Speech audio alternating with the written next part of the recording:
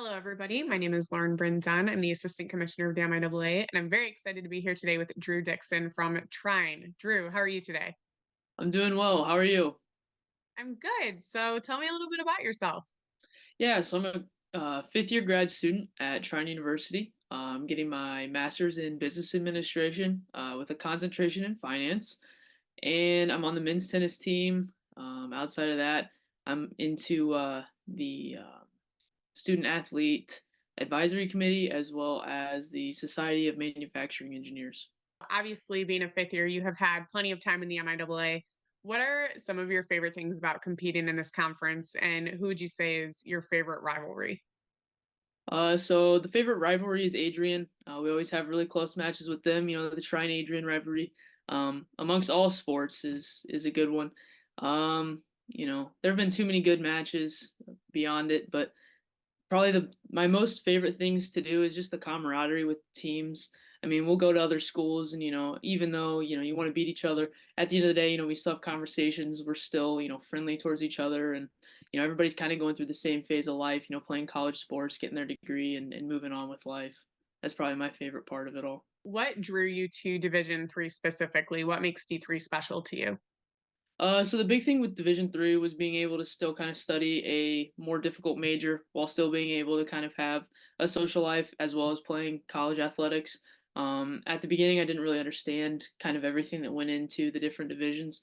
But once I kind of did more research, I realized that you know the some of the other schools that I was looking at, like they didn't have as good programs on top of like being able to play tennis. So I'd have to kind of have to sacrifice one side or the other. But with trying and with going Division 3, I could really get the best of both worlds of both playing tennis as well as getting that engineering degree that I wanted to get. I'm sure you're busy between your studies and tennis, but what hobbies do you have outside of that? Yeah, so outside of tennis, I really enjoy golfing. Lately, I've been kind of developing into my faith a lot more. We have a Bible study group on the team where, we kind of get together once a week and we really study, the Bible and everything that we believe as Christians. And probably the other thing that I really enjoy doing is just kind of being around like the automotive scene, going to car shows and just kind of keeping up with what different auto manufacturers are doing on social media and their overall presence.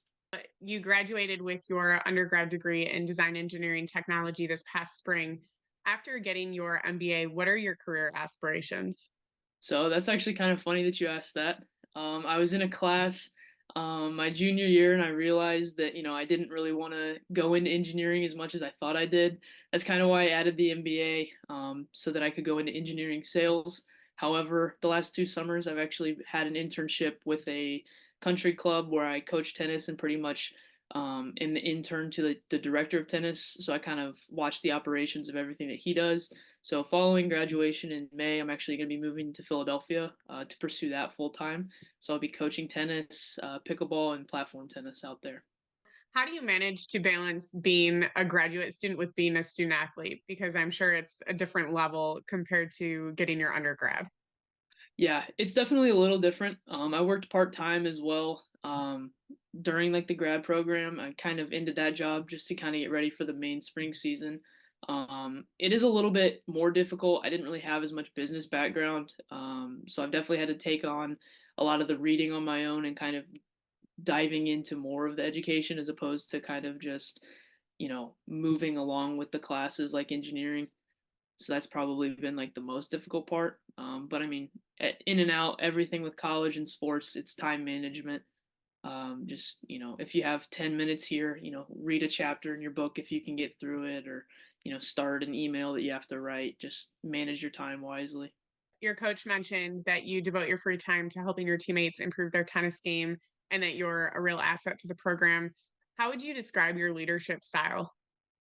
I definitely would say that it can be laid back at times, but also hands on. One thing I really like try to do is kind of see what each individual guy needs on the team. So like some guys, they like more of like a private lesson kind of scenario, and then other guys, it's kind of just like, hey, can you see what's going on in this setting? Or sometimes it's not even tennis related at all. Like we'll go over and we'll just hang out and play video games and stuff like that. I had a good coach growing up that he was like always there whether you wanted him to be or not. Um, but like just kind of being there for the guys and kind of creating that family atmosphere, I think that is something that can help us on the court as well as off the court. Who would you say has helped you become the leader that you are today? Yeah, so that was my coach growing up. His name's Dave Heffern.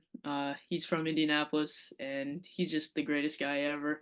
He was my high school coach as well as like my club coach, and just everything that he's done for me was just I that's why I went into coaching. I want to be able to kind of continue like his legacy and kind of help spread the positivity that he created and change other people's lives as well.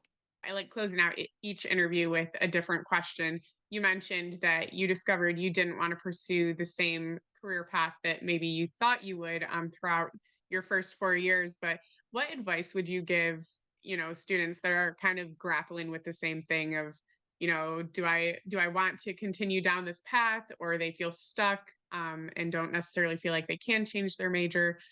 What advice would you give to them?